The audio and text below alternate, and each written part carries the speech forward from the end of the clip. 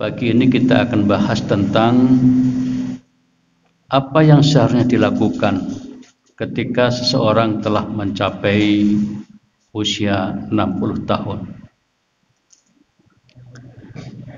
Berangkat dari sebuah hadis sahih riwayat Al-Bukhari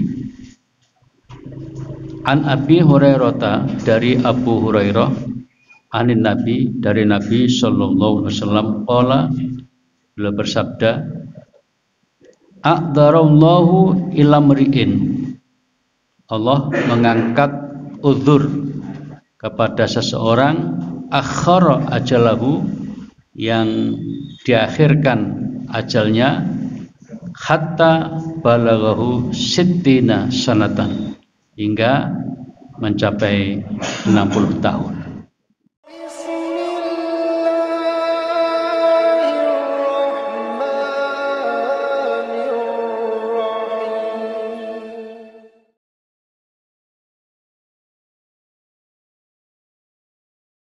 Assalamualaikum warahmatullahi wabarakatuh.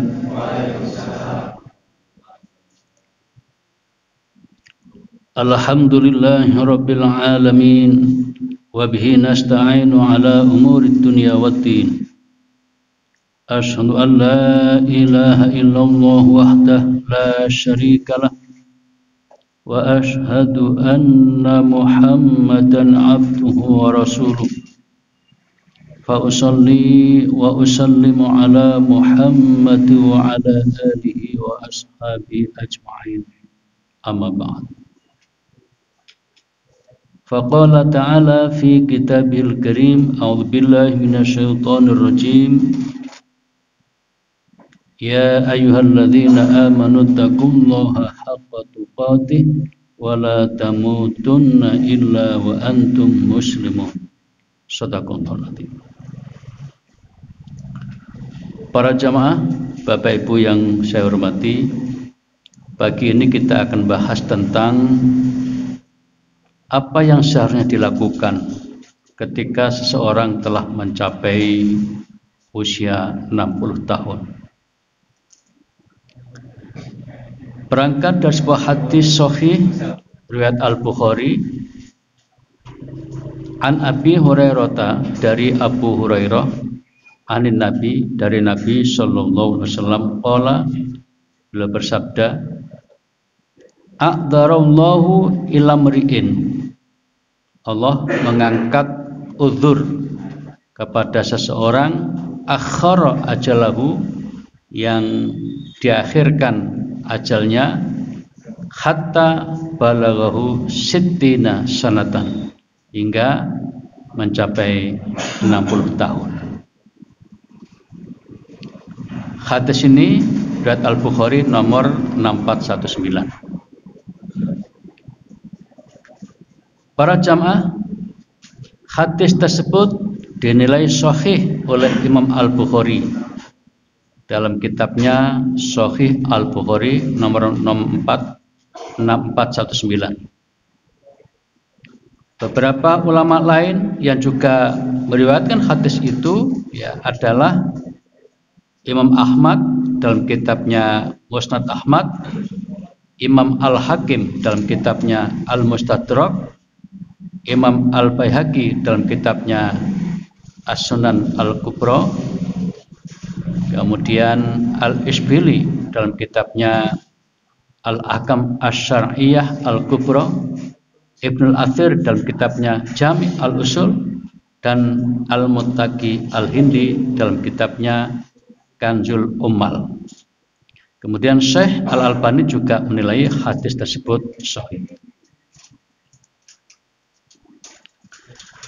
Para jamaah, hadis tersebut menerangkan bahwa Allah akan mengangkat uzur seseorang, yakni tidak akan memberikan toleransi lagi untuk beralasan bagi orang yang telah diberi umur panjang hingga 60 tahun. Dalam hadis yang lain yang hampir semakna disebutkan, man atat alaihi sittuna sanatan, barang siapa diberi umur hingga 60 tahun, faqad a'dzarallahu ilaihi fil umri, maka ia tidak diberi alasan lagi dengan umurnya itu. Hadis riwayat Ahmad, dan kata Syu'aib Al-Arnaud, hadis ini sanadnya kuat. Kemudian mungkin kalau kita baca sekilas hadis itu agak sulit difahami untuk bahasa kita.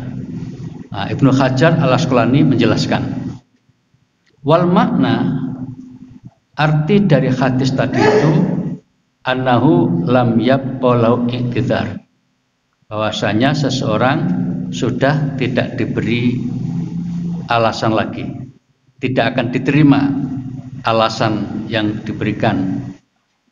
Alasan seperti apa? Ka'iyaqula, seperti yang mengatakan atau orang mengatakan, lau muddal fil ajal, kalau sekiranya ajalku diperpanjang, la fa'altu ma umirtu bi, pasti aku akan melaksanakan apa yang diperintahkan. Jadi orang ini berarti sudah selesai, ajalnya sudah habis, kemudian baru menyesal, kemudian dia ingin agar ajalnya ditambah. Wa idza lam yakun lahu udhrun fi tarki ta'ah, bila seseorang tidak ada uzur untuk meninggalkan ketaatan, ma'a tamakul min fil umr alladhi haslahu fala yambaghi lahu khina idzin, maka seseorang itu ya, seharusnya memanfaatkan waktu untuk al-istighfar, untuk taat, melakukan ketaatan, wal iqbal alal akhirati bil kulliyah, dan fokus kepada kehidupan akhirat. Jadi di sini ada penekanan, seharusnya seseorang itu pada saat-saat tertentu harus lebih fokus pada kehidupan akhirat.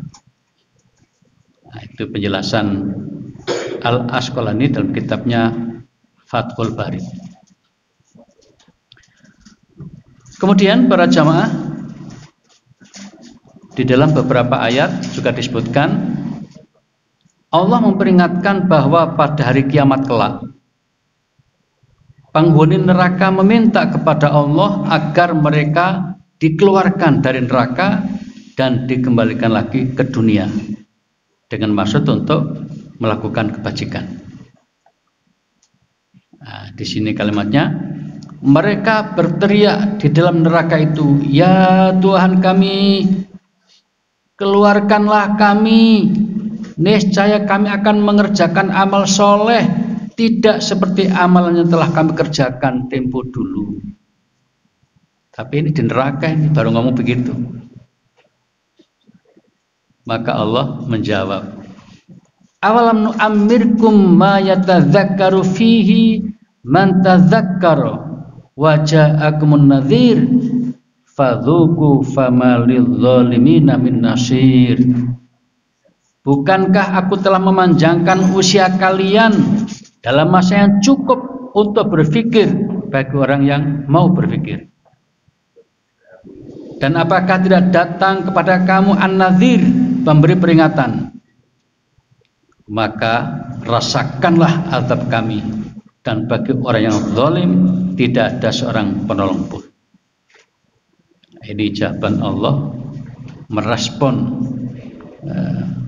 keinginan para penghuni neraka yang baru sadar setelah di neraka. Nah, pelajaran seperti ini adalah penting untuk kita. Jangan sampai kita bernasib seperti yang diceritakan Allah ini, di neraka baru sadar. Kita harusnya sadar ketika di dunia ini, terutama yang sudah mulai tua. Mulai tua itu mulai 40 ya. Nanti kalau sudah 50 setengah tua. 60 sudah mulai tua itu. Para jamaah, ayat ini menjelaskan bahwa usia yang Allah berikan kepada umat manusia menjadi hujjah dan alasan ya untuk mengadili manusia, di samping adanya an-nadhir yang datang kepadanya. Jadi maksudnya ketika orang diberi usia panjang, ini menjadi alasan bagi Allah untuk menilai kehidupan manusia apa saja yang dilakukan ketika diberi usia panjang seperti itu. Kemudian Allah juga memberikan an-nadhir. An-nadhir artinya peringatan. Nah, apa maksud peringatan itu? Ini seorang ulama bernama Ibnu Al-Jauzi. Dalam tafsirnya Zadul Masir menerangkan ada 4 keterangan tentang an-nadhir itu. Yang pertama yang dimaksud dengan an-nadhir adalah uban di rambut.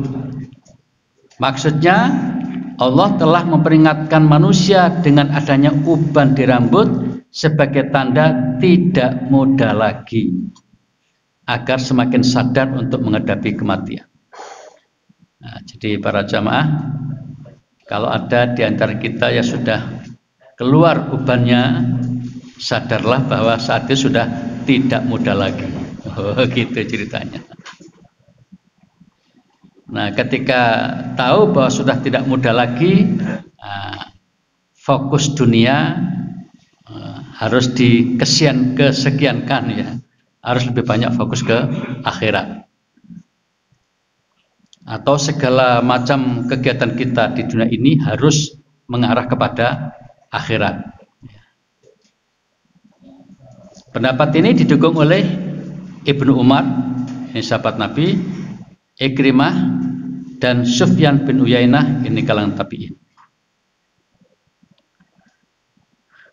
Kemudian kedua, makna an-nadhir adalah kehadiran Nabi Shallallahu Alaihi Wasallam. Maksudnya kehadiran Nabi telah memberikan pencerahan dan peringatan kepada manusia, kepada kita semua.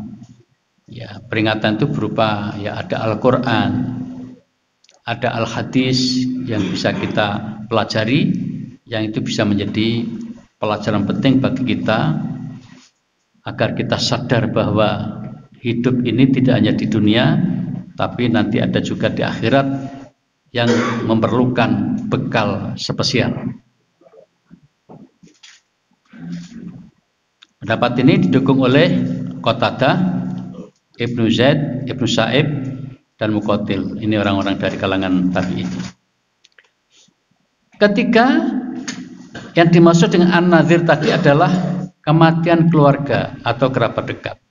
Maksudnya kalau ada di antara keluarga kita ini meninggal dunia, kita diminta sadar, ya. Kita harusnya sadar bahwa kita pun akan mengalami kematian yang serupa. Nah, kesadaran itu mestinya membuat yang bersangkutan lebih siap ya untuk menghadapi kematian dengan bekal-bekal yang cukup. Kemudian yang keempat adalah sakit ya.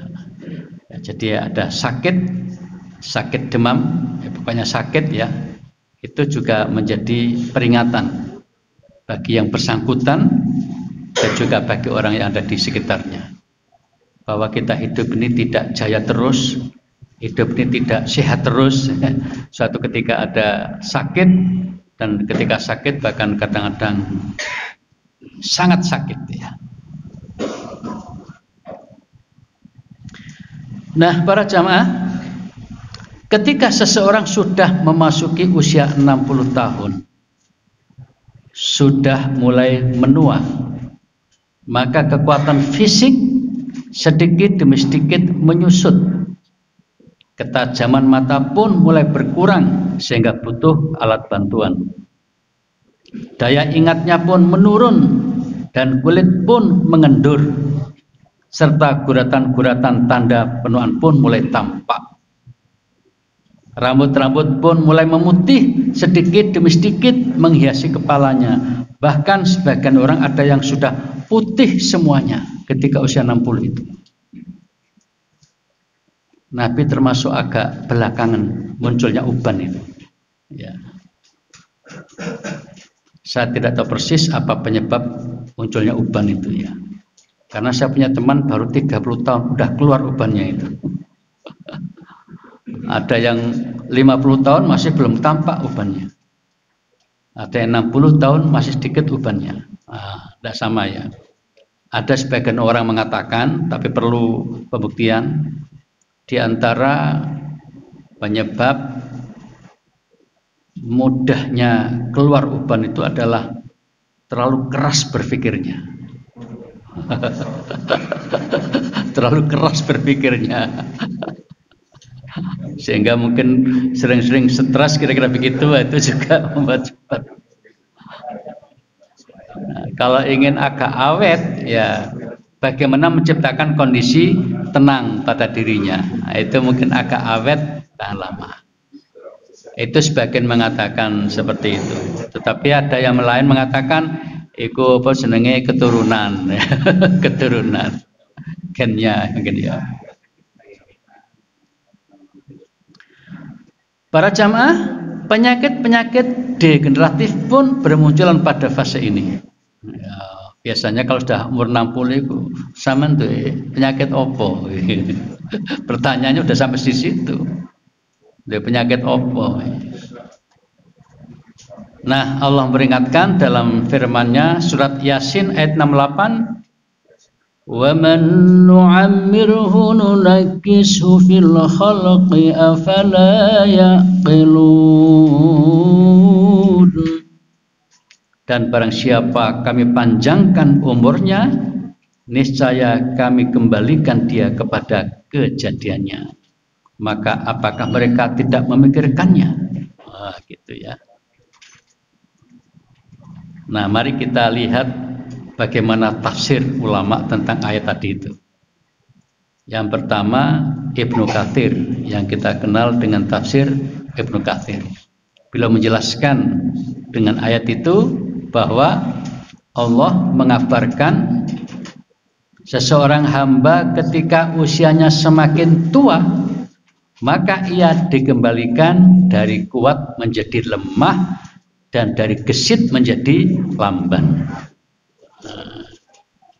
Ini kata Ibnu Katsir. Kemudian Abdurrahman As-Sa'di dalam kitab tafsirnya yang terkenal dengan Tafsir As-Sa'di, beliau menerangkan bahwa manusia akan kembali ke dalam keadaan semula, keadaan yang lemah, lemah dalam pikiran dan lemah dalam kekuatan. Manusia mulai berkurang dalam berbagai hal. Karena itu hendaknya mereka, manusia kita ini, memanfaatkan kekuatan dan daya pikir untuk melakukan ketaatan kepada Tuhan, kepada Allah Subhanahu wa Ta'ala. Jadi para jamaah, ayat tadi itu mengingatkan kita bahwa suatu saat kita kalau usianya semakin lama, semakin panjang, maka kekuatan pikiran menurun, kekuatan fisik, tenaga juga mulai menurun, dan hal-hal lain juga menjadi lemah. Para jamaah, berusia hingga 60 tahun, apalagi lebih, di antara kita ini kan ada yang 60 tahun, mungkin ada yang kurang, bahkan ada yang lebih ya. Secara umum orang mengatakan usianya panjang. Jadi udah 60 berarti tidak panjang, lumayan lah ya. Nabi sendiri kan sekitar 63 usianya, termasuk agak panjang. Di antara sahabat Nabi itu ada yang usianya baru beberapa puluh tahun dan meninggal. Tapi ada yang juga 100 tahun lebih juga ada. Sehingga di antara sahabat Nabi itu ada yang mengalami 3 zaman. Zaman Nabi, zaman sahabat, dan zaman tabi'in. Di antara sahabat itu adalah Anas bin Malik yang banyak sekali. Saya baca istrinya entah berapa begitu ya. Kemudian anaknya itu 80 atau berapa, atau lebih dari 100 ya, beritanya ya. Saking panjangnya usia tadi itu ya. Nah, para jamaah, ini yang perlu kita hayati betul ya. usia yang panjang memang termasuk kenikmatan. Ya, secara umum orang mengatakan usia panjang itu kenikmatan. Sehingga banyak orang berdoa untuk dipanjangkan umurnya. Ya toh? Coba di mana-mana itu tradisi kerajaan, salah satu bentuk penghormatan adalah semoga tuan panjang umur. Ya kan? Itu di hampir semua upacara kerajaan itu ada kalimat itu. Semoga panjang umur. Nah, di antara masyarakat kita ada yang ketika ulang tahun juga begitu. Panjang umurnya, panjang umurnya, panjang umurnya. Apa itu?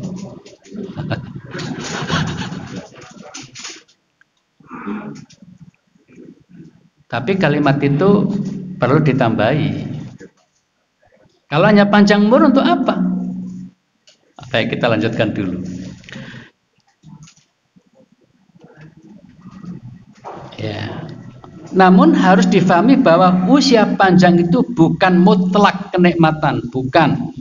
Tetapi kenikmatan yang sifatnya muqayyad, ada batasan tertentu baru betul-betul nikmat.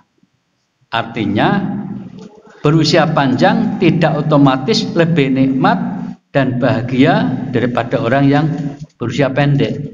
Bisa kebalikannya.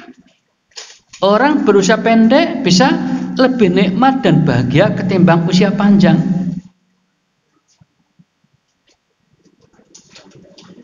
Para jamaah di antara kita mungkin ada yang punya keluarga yang usianya panjang lebih dari 60 tahun tapi sakit terus. Bahkan ada di antara teman kita itu kalau tidak salah sudah 5 tahun sakit. Jadi hidupnya di atas pembaringan. Coba bayangkan, di mana letak kenikmatannya itu? Usianya panjang. Jadi usianya sekarang udah 70 tahun, 70 sekian.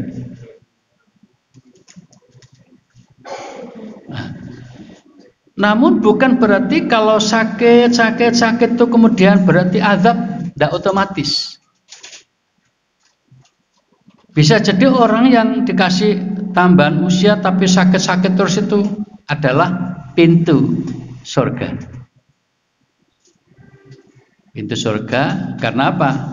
Karena kalau ada orang itu sakit, lalu dia ridho dengan ketetapan Allah atas sakitnya itu, sehingga dia bisa sabar dan digunakan banyak istighfar.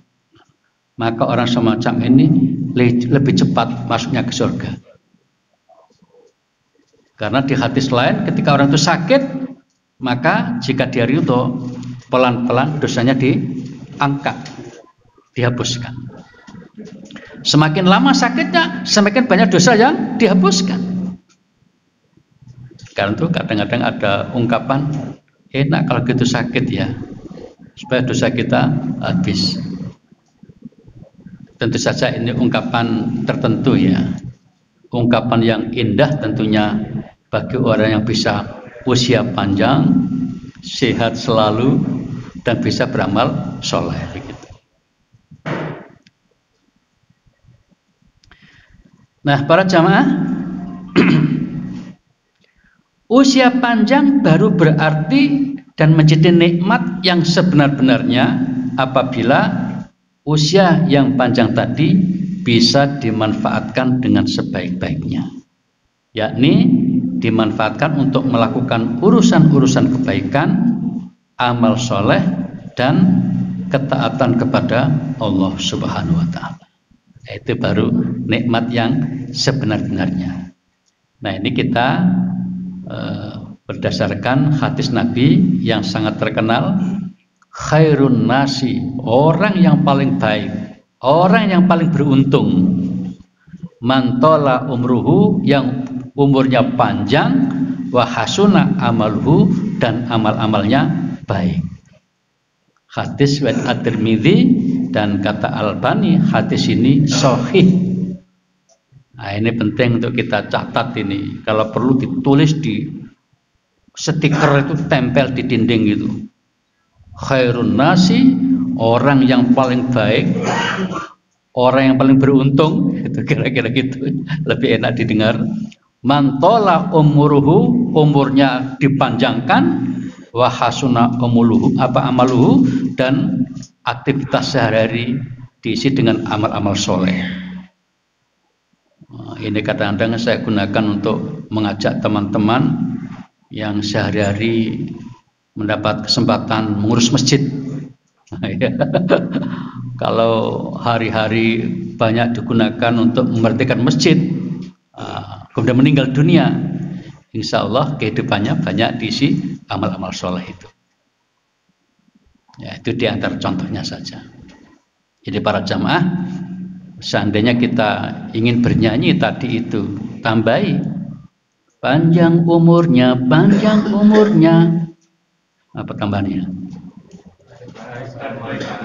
Dan baik amal solehnya. Oh, kira-kira begitu ya. Nah ini kan ada ya, walaupun kami di keluarga saya belum pernah ada acara ulang tahun, tidak ada. Itu kan masalah dunia ya. Kalau mengadakan silakan, tapi tidak ada syariatnya, tidak ada sunnahnya gitu ya. Nah seandainya ada yang mengadakan ulang tahun, silakan diubah redaksinya, ditambah. Ya. Jadi panjang umur, banyak amal. Kan kadang-kadang ada anak yang minta itu kan ya, temanku ulang tahun kok tidak gitu ya, misalnya kayak gitu ya. Kalau terpaksa misalnya mengadakan, ya syair ini tambahi, biar itu menjadi ya sentuhan khusus bagi yang bersangkutan. Tapi jujur tadi saya katakan bahwa di keluarga saya belum pernah mengadakan ulang tahun. Saya sendiri, istri saya, termasuk anak-anak saya tidak ada yang mengadakan perayaan maksudnya ya. Tapi kalau diundang temannya sering, diundang temannya sering. Baik para jamaah, hadis yang pendek ini tadi mengingatkan kita, terutama yang sudah tua, seperti yang sudah berusia 60 tahun ke atas, atau siapa saja yang menginginkan panjang usia, bahwa yang penting itu bukan usianya yang panjang, bukan itu yang penting. Yang lebih penting adalah banyak dan lebih baik amalnya untuk mengisi kehidupannya. Usia pendek tidak mengapa asal amal solehnya banyak. Para jamaah, usia pendek tidak mengapa asal amal solehnya banyak. Mari kita ngambil contoh orang yang usianya pendek tetapi luar biasa, dikenang oleh dunia melebihi orang yang usia mungkin 500 tahun. Orang itu adalah Imam An-Nawawi. Beliau hanya berusia 45 tahun. Ini pun tahun Hijriah ini. Jadi kalau mas saya mungkin 43 atau 44. Nah, beliau punya karya yang luar biasa selama hidupnya itu. Di antaranya adalah 40 kitab yang ditulisnya. Nah, di antara nama kitabnya adalah Syarah Sahih Muslim yang sangat terkenal itu, dan juga Al-Majmu' Syarah Al-Muhadzab. Nah, di masyarakat kita yang agak kecil-kecil itu kitab Riyadhus Shalihin, kitab Al-Adhkar, hadis Arba'in, itu yang kecil-kecil itu. Nah, kita bisa bayangkan kan, orang seperti beliau hanya 45 tahun, tapi kitab-kitabnya, tulisan-tulisan dibaca oleh ribuan bahkan jutaan orang. Itu Imam An-Nawawi. Di kalangan mazhab Syafi'i, beliau adalah orang yang sangat ditokohkan. Jadi kalau ada perbedaan pendapat di kalangan mazhab sendiri, maka umumnya memilih pendapat Imam An-Nawawi. Begitu hebatnya beliau itu. Bisa fokus karena masih jomblo. Bukan karena jomblonya, karena dia memang orangnya padat dengan kegiatan kebajikan. Memang kebetulan jomblo selama hidup. Bisa lebih fokus untuk tulisan. Nah, ada satu lagi contoh dari Indonesia. yang tidak kalah hebatnya untuk Indonesia ya. Bedanya hebatnya kalau beliau ini kan dunia, yang berikutnya untuk Indonesia saja, yaitu Jenderal Sudirman. Kalau Hamka termasuk tua ya. Ini masih muda, 34 tahun. Usianya hanya 34 tahun. Tapi coba tanya tentara-tentara itu. Wah, semuanya hormat. Hanya 34 tahun dia berkarya di dunia militer.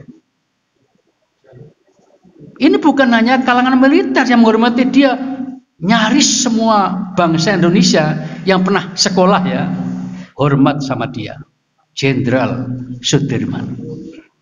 Karena karyanya yang sangat mengesankan, yaitu mempertahankan kemerdekaan Indonesia dalam kegiatan gerilya itu ya, luar biasa. Coba bayangkan, hanya 34 tahun, namanya begitu harum, ya kan? Begitu dihormati oleh banyak orang. Nah, jadi di sini para jamaah menunjukkan bahwa bukan panjangnya usia yang penting, tetapi mengisi usia itu untuk amal kebajikan yang bermanfaat bagi orang banyak. Itu yang lebih penting. Kemudian Syekh Muhammad bin Shalih Al-Utsaimin mengatakan seyogyanya orang yang sudah tua memperbanyak amal soleh. Meskipun para pemuda juga harus demikian, membiasakan beramal soleh.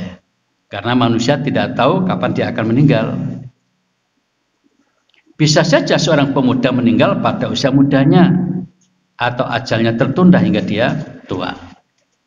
Akan tetapi yang pasti, orang yang sudah berusia senja lebih dekat kepada kematian ya, karena telah menghabiskan jatah usianya.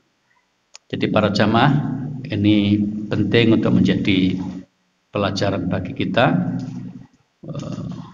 bagaimana caranya agar hidup kita itu berarti ya, sehingga nanti berharga. Jadi berarti dulu, baru kemudian berharga.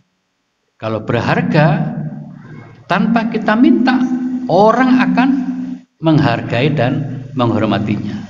Contohnya Jenderal Sudirman tadi. Hanya 34 tahun. Tapi kok begitu besarnya nama yang dia sandang itu. Karena itu para jamaah, saat usia sudah mulai tua, seperti kita ini kebanyakan di sini, hendaknya banyak mempersiapkan diri untuk menghadapi kematiannya demi bekal dan kebahagiaan hidup setelah mati, yaitu hidup di akhir. Jadi para jamaah, ada hadis yang menyatakan bahwa orang yang cerdas adalah orang yang mandana nafsahu, suka mengoreksi dirinya sendiri. Orang cerdas adalah orang yang suka mengoreksi dirinya sendiri. Wa amila lima ba'dal maut, dan suka beramal atau menghimpun amal sebanyak-banyaknya untuk kepentingan kehidupan setelah matinya dia. Itu orang cerdas. Jadi orang cerdas itu semenjak hidup di dunia ini sudah mikir bagaimana supaya nanti hidup di akhirat nyaman, bahagia. Maka akan ditindaklanjuti oleh yang bersangkutan. Kalau begitu harus memperbanyak bekal amal soleh, kan gitu. Nah, para jamaah, berikut ini ada dialog menarik antara seorang ulama bernama Imam Al-Fudhal bin Iyad dengan orang yang pas kebetulan usianya 60 tahun. Gitu. Para jamaah, usia saya sekarang 61 tahun. Jadi baru saja melewati. Masih muda. Ya, tampaknya masih muda. Ya, karena mikirnya masih muda. Perasaannya masih muda sehingga tampak muda. Nah, dalam dialog itu begini. Sang imam ini bertanya, "Berapa usia Anda sekarang?" Orang itu menjawab, 60 tahun usia saya sekarang. Maka sang imam mengatakan, oh kalau begitu, karena Anda sudah 60 tahun, berarti Anda sudah berjalan menuju Tuhan Anda, dan sebentar lagi Anda akan sampai, ajalnya akan habis. Nah, ketika orang dikatakan bahwa sebentar lagi Anda akan sampai, orang tadi kemudian mengatakan, inna lillahi wa inna ilaihi raji'un. Kemudian sang imam, sang ulama ini bertanya, Anda barusan mengucapkan inna lillahi wa inna ilaihi raji'un. Apakah Anda faham?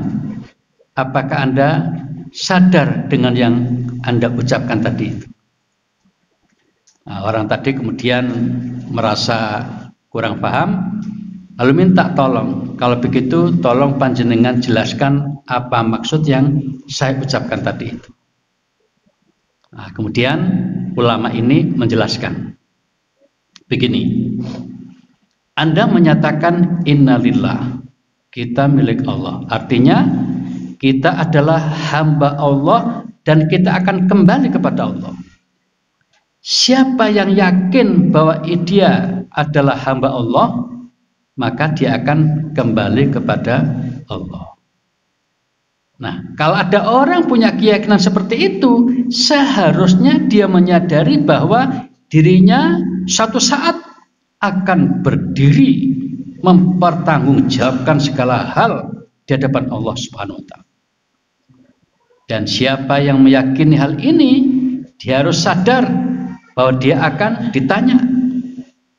Dan siapa yang yakin hal ini, dia harus menyiapkan jawabannya. Itu penjelasan Fudel kepada orang tadi.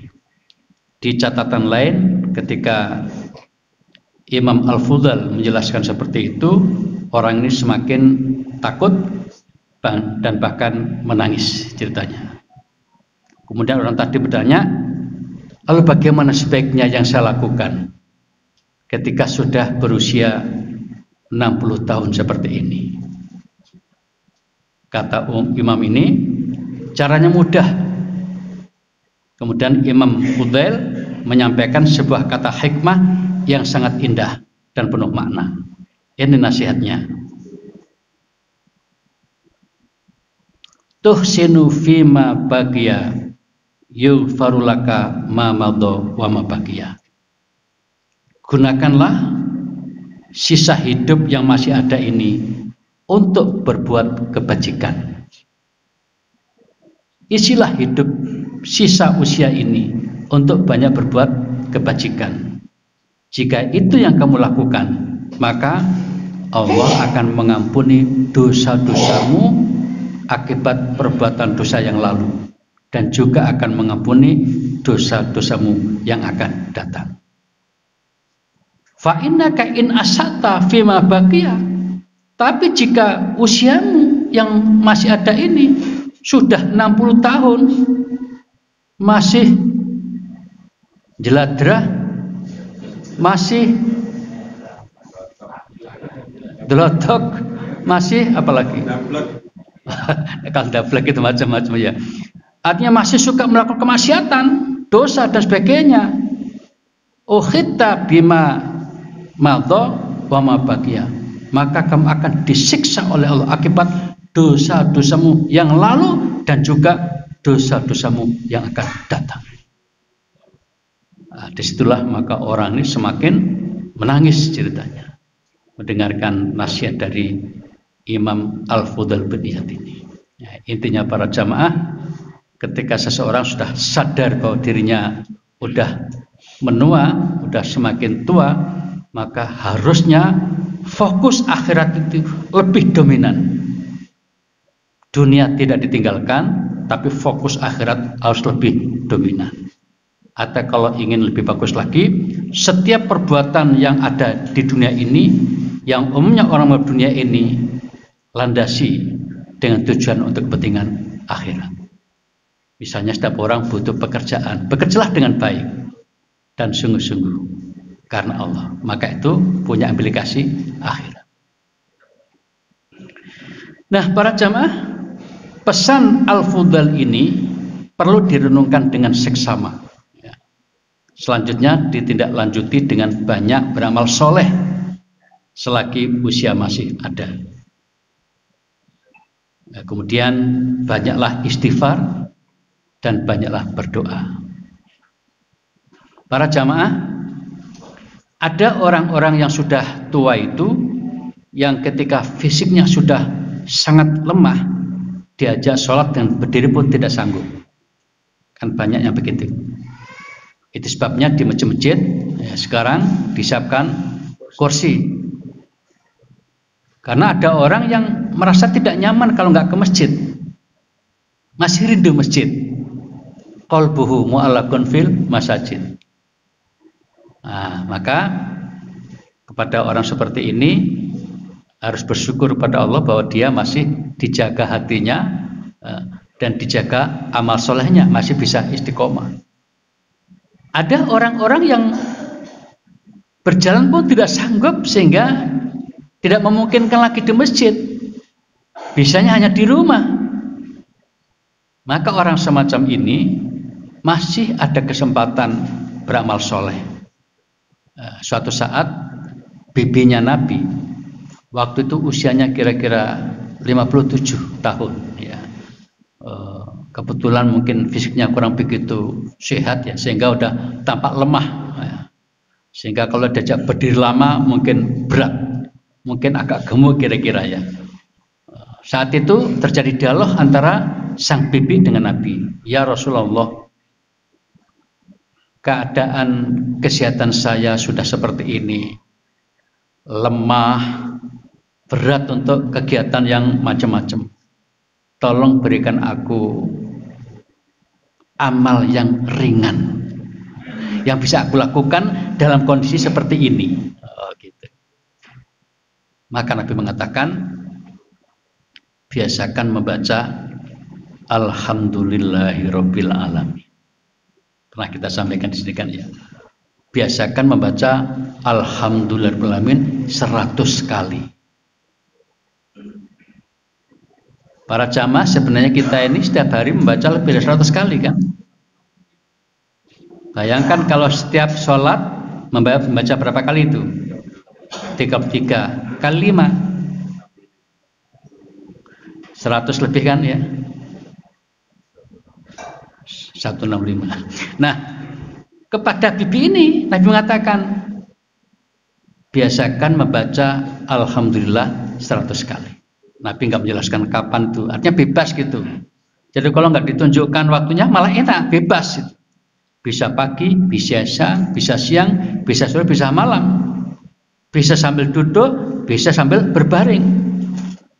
Nah, Nabi mengembirakan pada bibinya, jika engkau membaca Alhamdulillah ini 100 kali, maka engkau akan dapat pahala seperti mempersiapkan 100 ekor kuda dengan kelengkapan yang cukup, kemudian dipakai untuk perang jihad fisabilillah.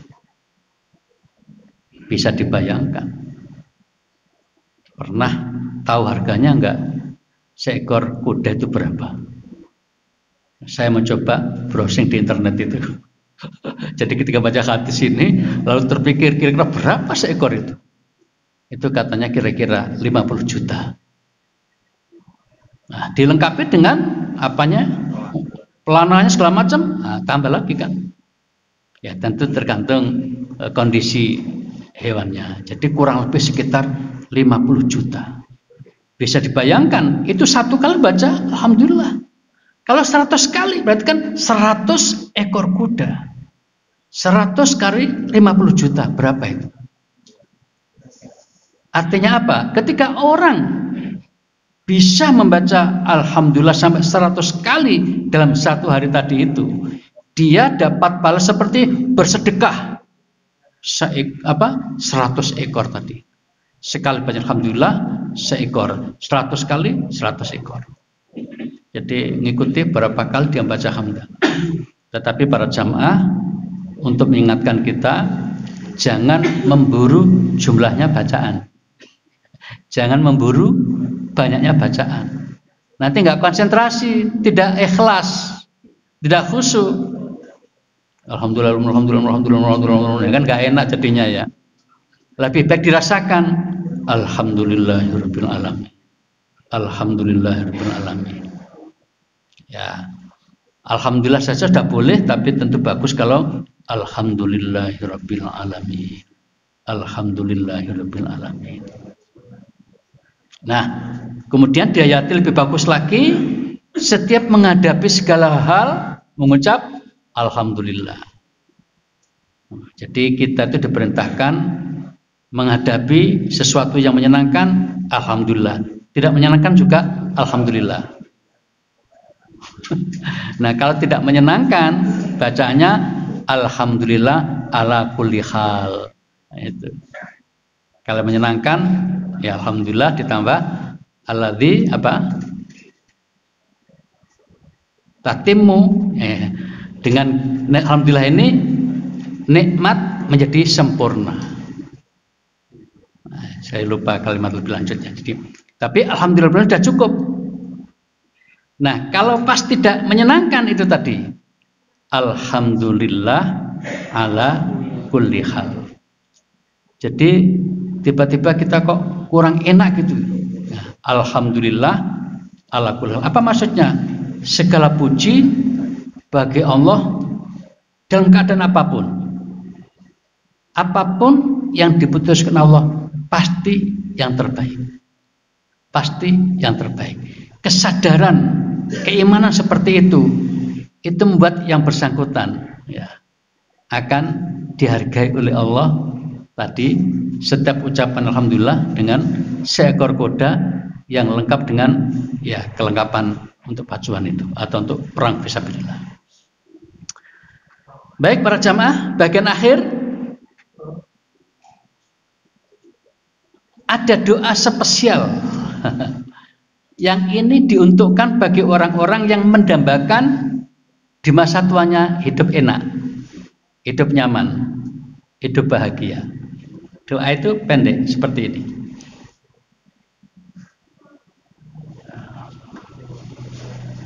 Allahumma ya Allah, ij'al jadikan awsa rizkika keluasan rizkimu alayya untukku. Inda kibar sini di saat usiaku sudah tua. Wang qita'i umri dan saat terputusnya umurku. Hadis riwayat Al-Hakim dan At-Tabrani. Kata Albani hadis ini hasan. Karena hasan maka bisa kita jadikan pedoman dalam amal kita sehari-hari. Jadi para jamaah, doa ini agak sedikit sulit diucapkan, tapi harus pelan-pelan berulang-ulang. Allahumma ja'al awsa'a rizkika alayya inda kibari sinni wang qita'i umri.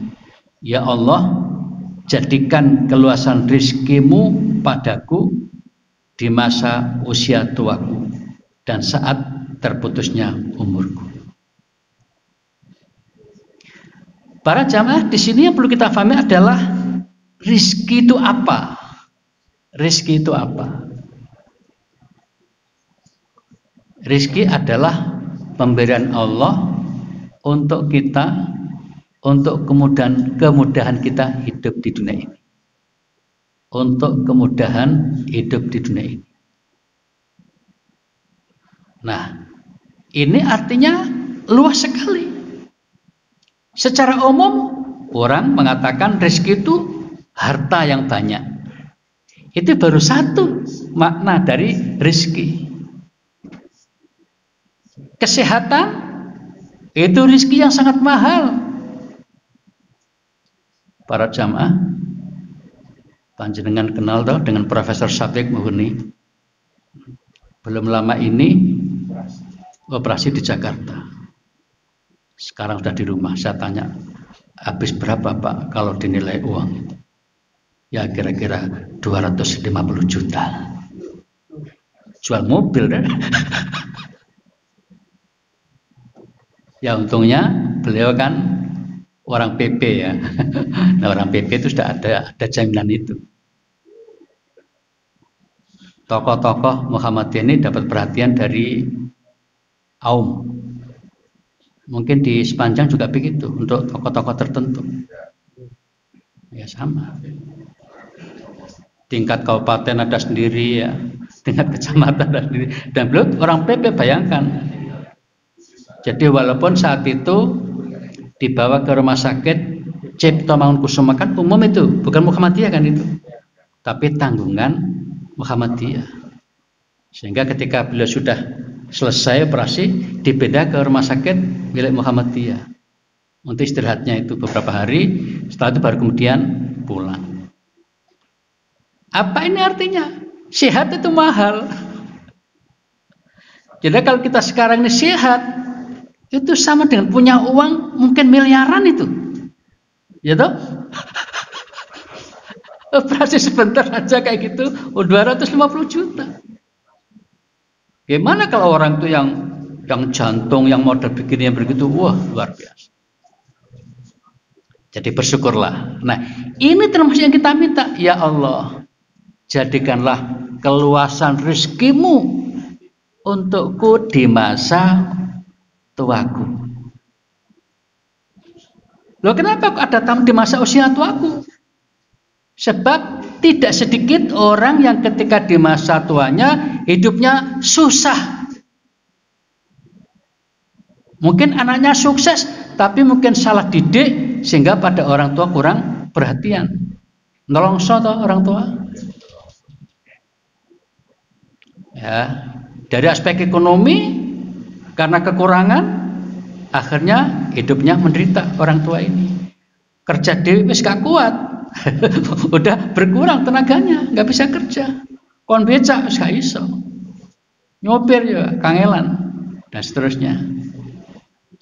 Maka ketika seseorang itu mendidik anak-anaknya dengan baik, ya, lalu orang tua ini sudah semakin tua ya, ketika pekerjaan sudah tidak sanggup lagi, sumber nafkah sudah tinggal sedikit, maka ketika anaknya sukses dan hormat pada orang tua, maka kebutuhan orang tua akan disupport oleh anak-anaknya.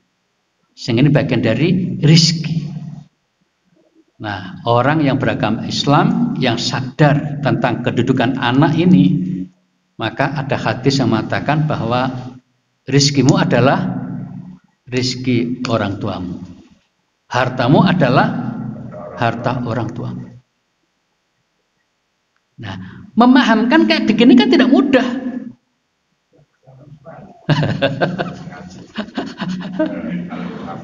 Itu perlu pemahaman sejak dini. Makanya sering-sering diajak ikut pengajian supaya dapat pencerahan gitu. Nah, para jamaah, jadi diantara rezeki yang kita minta dalam aspek ini adalah kesehatan. Bukan panjangnya usia loh. Ingat-ingat tadi itu ya. Usia panjang baru bagus kalau ketika kita hidup tadi itu masih bisa banyak beramal soleh. Jadi pertama harta, yang kedua tadi kesehatan, yang ketiga adalah ketenangan dan ketentraman hati. Kadang ada orang sudah tua, wis tua, udah fikirnya lemah, dibikin oleh anak-anaknya apa? Pusing. Karena anaknya bandel-bandel, bahkan melakukan hal yang tidak menyenangkan orang tua. Akhirnya orang tua semakin ngenes gitu kan. Nah, karena itu kalau berdoa jangan lupa ikutkan anaknya. Ikutkan anaknya. Saya punya doa yang ini bukan dari Nabi tapi ya menyusun sendiri ya. Doa saya itu begini, setiap hari bisa 5 kali doa sini. Tak terjemahkan saja dalam bahasa Indonesia, tapi saya pakai bahasa Arab biasanya. Nah, bahasa Indonesia begini, ya Allah, ampunilah aku dan kedua orang tuaku. Ya Allah, ampunilah aku juga istriku dan kedua orang tuanya. Ya Allah, ampunilah aku dan juga anak-anakku dan keluarganya yang sudah menikah. Ya Allah, ampunilah aku dan juga saudara-saudara daraku dan istriku. Ya Allah, ampunilah aku juga guru-guruku dan murid-muridku. Kan masih disebut ya, baru global. Ya Allah, ampunilah aku dan seluruh kaum muslimin muslimat, baik yang masih hidup atau sudah meninggal, dan kasih sayanglah mereka, berikan mereka rahmat darimu. Birahmatika ya arhamar rahimin. Nah, terakhir kalimat dari situ.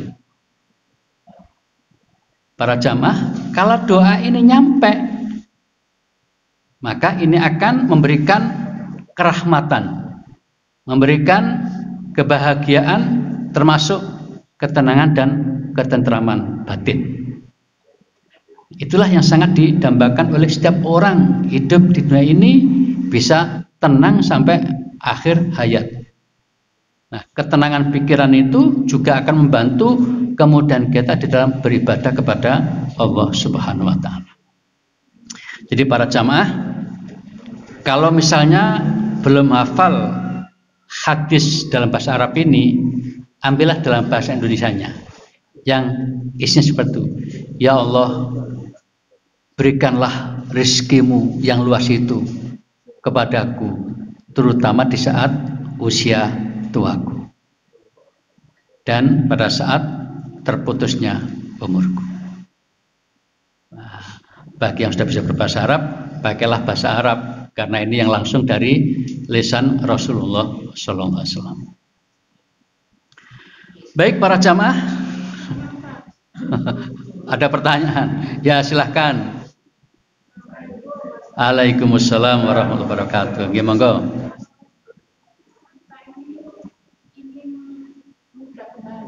Oh iya, nah, ini pertanyaan baru. Oh itu maksudnya ya, iya. Oh iya. Pada masa Nabi ada orang yang diizinkan nyemir, ada yang tidak diizinkan nyemir. Yang diizinkan nyemir adalah kalau digunakan untuk perang. Ya, tujuannya untuk menakut-nakuti musuh bahwa kita tuh masih muda, gitu. Tapi kalau nyemir itu gunanya untuk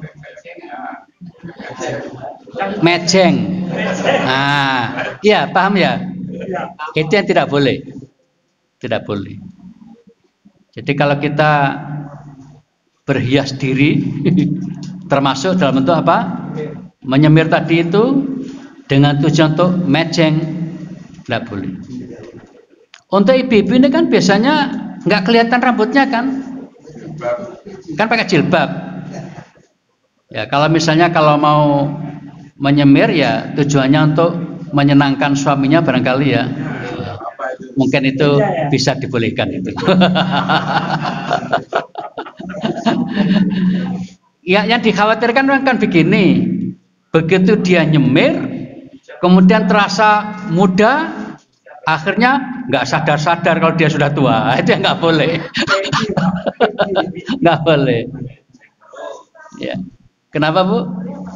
Apa itu? Oh iya itu tadi itu. Intinya jika memang kegunaannya itu hanya untuk apa tadi? Mejeng, untuk ya memperlihatkan diri supaya tetap bagaimana begitu, tidak dibenarkan. Tapi pada kondisi tertentu mungkin secara kesehatan ada orang yang ketika dioperasi diperlukan apa begitu, nggak ada masalah. Ketika itu diperlukan untuk menjaga kesehatannya misalnya.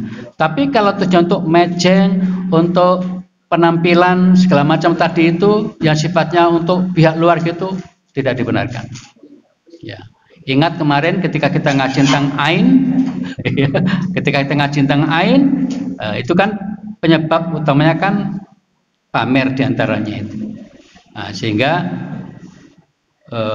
materi bisa kita pahami adalah setiap orang dalam penampilan sehari-hari sedapat mungkin tetap dilandasi dengan rasa tawadhu.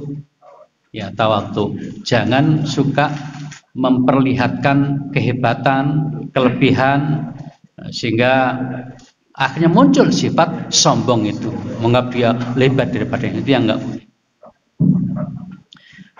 Barangkali itu Bapak Ibu yang saya hormati. Jadi intinya, jangan sampai lupa intinya ini, kajian kita hari ini tentang saat usia 60 tahun. Materi ini udah dimuat di Matan bulan ini ya. Bagi yang langganan Matan bisa baca di Matan kelengkapan materi ini. Dan kemudian intinya kita harus sadar bahwa usia manusia ini terbatas.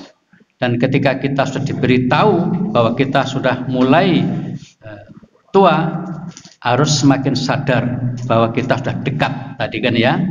Nah, kalau kita sudah dekat, maka kita harus siap-siap. Dan siap-siap itu adalah mempersiapkan amal soleh sebanyak-banyaknya, kemudian mengubur dosa masa lalu dan banyak istighfar. Dan nasihat tadi, Budel, sisa hidup yang masih ada gunakan untuk memperbanyak amal kebajikan. Dengan cara begitu, dosa-dosa yang lama akan pelan-pelan terhapus dengan sendirinya. Ini firman Allah. Innal hasanat yudhibnas sayiat. Sesungguhnya amal-amal baik bisa menghapus amal-amal yang buruk yang sebelumnya. Demikian para jamaah, kita berdoa mudah-mudahan Allah Subhanahu wa taala senantiasa membimbing kita semua, memberikan kekuatan iman di hati kita ini, dan kita mohon kepada Allah di usia akhir kita nanti tetap dalam keadaan sehat lahir batin dan rahmat terus melimpah untuk kita semua. Dan yang paling penting lagi, kita mohon kepada Allah semoga kita nanti bisa mengakhiri hidup kita dalam keadaan husnul khotimah. Amin ya rabbal alamin. Terima kasih. Billahi taufik wal hidayah. Wassalamualaikum warahmatullahi wabarakatuh.